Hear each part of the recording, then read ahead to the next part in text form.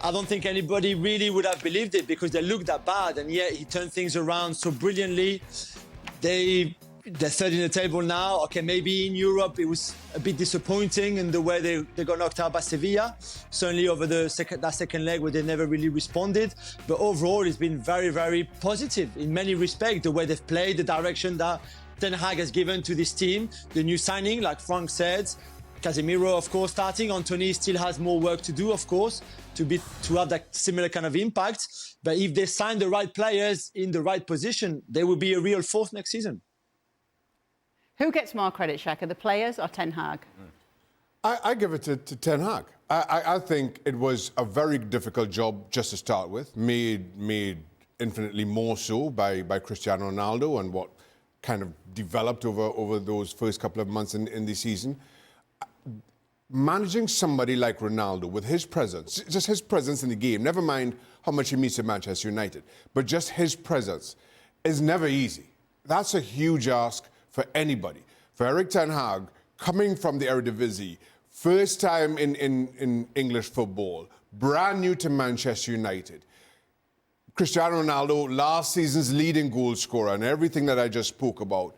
How he managed that transition, how he managed Ronaldo speaking out, and to deliver what can only be now seen as a successful Manchester United season. And listen, I know we sit here and we expect Manchester United to be competing at the top end of the Premier League table. But as Jules said, if in October or November you said we'd be talking about a United team that has already won one cup, is in the final of another, are comfortably in the Champions League places with a game to go, I'm not sure how many people would. I certainly wouldn't have believed it. So credit to Ten Hag. At the same time, you have to give credit to players because I think there are a lot of deficiencies about this United side, but somehow they managed to get it done.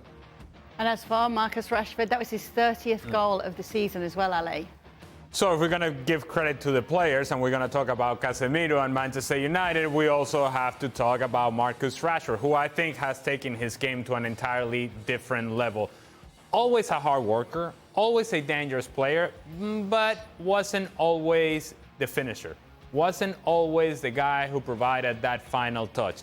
And now he has turned his career from a player who, again, would get in good position but not always finish, to a player who gets in good positions and now we expect him to finish. In fact, we're surprised when he doesn't.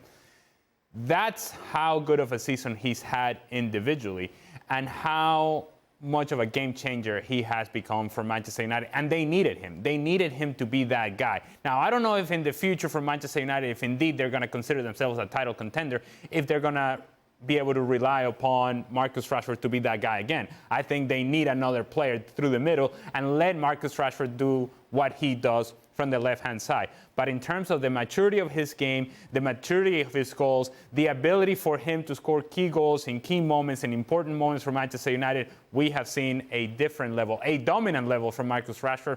He was a very, very impressive player this season. While we hand out accolades to players, a player who I think has been very important for Manchester United but maybe doesn't get that credit is Luke Shaw.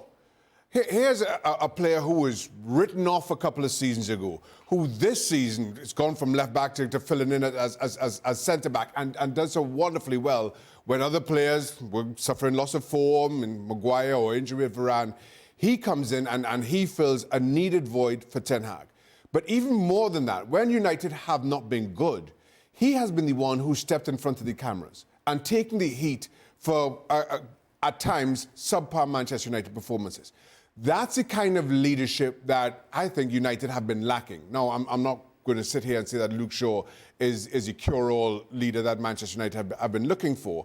But when needed, Luke Shaw has been the player to step up. We see what Casemiro does on the field. We know how important Marcus Rashford is. But those little things, those little attributes about Shaw, I think has come in huge for Ten Hag during the course of this season. But to your point about managing and the importance of Ten Hag, Luke Shaw was left for dead by Jose Mourinho. And I mean left for dead. Run over and run over again and again and again and exposed time and time again. And we never really thought that we were going to see the best version of Luke Shaw come back around. So in comes a manager, Erik ten Hag, who gives the player the importance that the player thinks he deserves and that he has earned. And when you have a player with talent and confidence and the belief from the manager, more times than not, that guy is going to deliver results for you. And so to your point about leadership, it's much easier to be a leader when the manager believes in you. When he leaves you for dead, you can't lead anybody because the manager doesn't believe in you, and so therefore people around you are questioning you as well.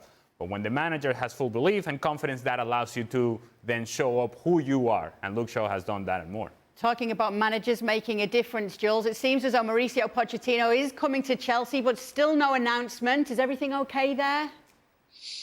Well, I'm being told that everything is fine. I don't know why it's taking so long for them to announce it. And maybe they're just waiting for the end of the season to announce Pochettino, for him to sign the 3-year deal that he's agreed to sign. But it's this, so people saying it's all good, don't worry, there's no issue. And then when you ask, okay, but why hasn't he signed yet? Why have you not announced it? They can't give you an answer. So I'm not really sure. I want to believe the people we're talking to saying that it's done. The Pochettino entourage as well is saying the same thing. So I think it will happen. The issue I have is that if Pochettino is watching tonight the game, and yet not everything is bad, but they're still very bad. I don't think that would change his mind, but I think it's more realizing for him on his side what a huge task he has ahead of him, because even if the squad is talented in certain positions, it's still an absolute mess. Well, thank you very much for watching ESPN on YouTube. For more sports highlights and analysis, be sure to download the ESPN app. And for live streaming, premium content, and let's not forget as well, ESPN FC 7 days a week. Subscribe to ESPN+.